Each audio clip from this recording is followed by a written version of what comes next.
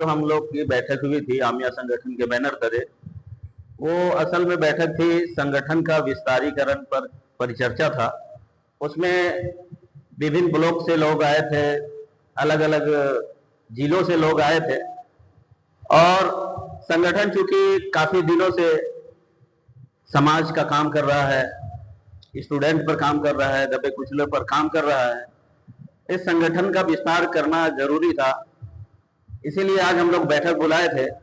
बैठक में बहुत सारी बातें छन कर आई है, जिसमें सबसे अहम बात यह है कि आज जो है आमिया संगठन अपना जिला कमेटी को भंग करती है।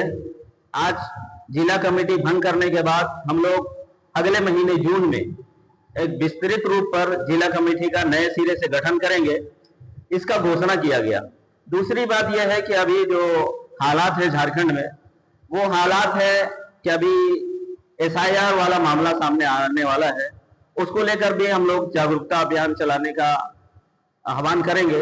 उस पर बातें हुई है, क्योंकि इससे सबसे ज्यादा अगर भुक्तभोगी कोई होगा तो वो मुस्लिम समाज होगा, और उसकी जो त्रुटियां होगी वो मुस्लिम समाज के द्वारा किया गया त्रुटि नहीं है, बल्कि जो सरकार के अधिकारी पदाधिकारी जो घरों में गए, जिन्होंने वोटर लिस्ट बनाया, पहचान पत्र बनाया, उनकी बहुत सारी कमियां हैं, जिसके वजह से नामों में डिफरेंस देखे जा रहे हैं।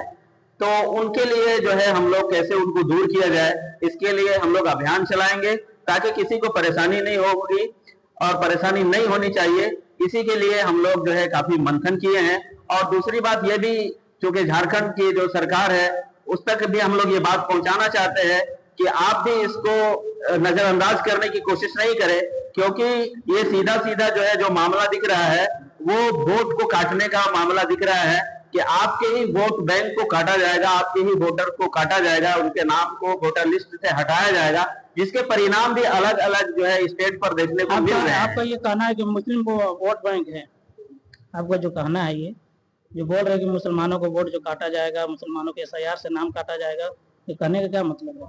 कहने का मतलब ये है कि एक प्री प्लानिंग के तहत ये काम किया जा रहा है कि जहां जहां पर इस तरह की त्रुटियां हैं, उन त्रुटियों को सामने रखते हुए बहुत बड़े पैमाने पर जो सत्ता पक्ष, चाहे वो किसी भी दल पार्टी को जो वोट देता है, उनको चिन्हित करके उन इलाकों से ज्यादा जोर देकर उनके नाम को काटा जाएगा। जैसे बंगाल में हुआ, उससे झारखंड में भी करने की कोशिश की जाएगी।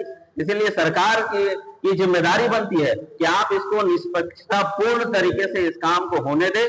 जिनके ऊपर वाकई में अगर कोई गलती है, जो यहाँ के नहीं है, उनके बारे तो आप डिसीजन ले सकते हैं, लेकिन जो यहाँ के बासिंदे हैं, जैसे हमने कलकत्ता में देखा, बंगाल में देखा कि 4 भाई हैं, 2 का नाम रह गया, 2 का कट गया।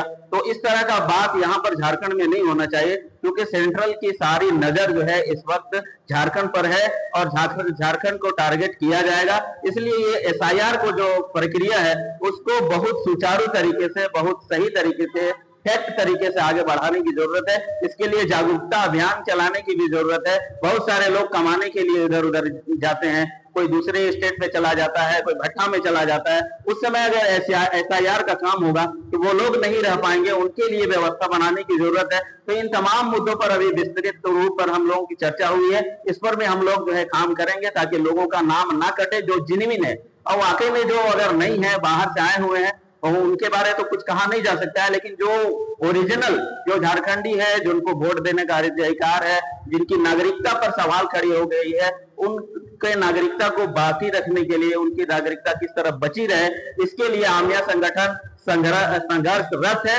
और तमाम मुद्दों पर हम लोगों ने काम किया है और इसका बेनिफिट लोगों को मिला है। और आइंदा भी इसके लिए हम लोग अभियान चलाएंगे और उस अभियान के तहत कोशिश करेंगे कि जो है लोगों के नाम ना काटे जाए।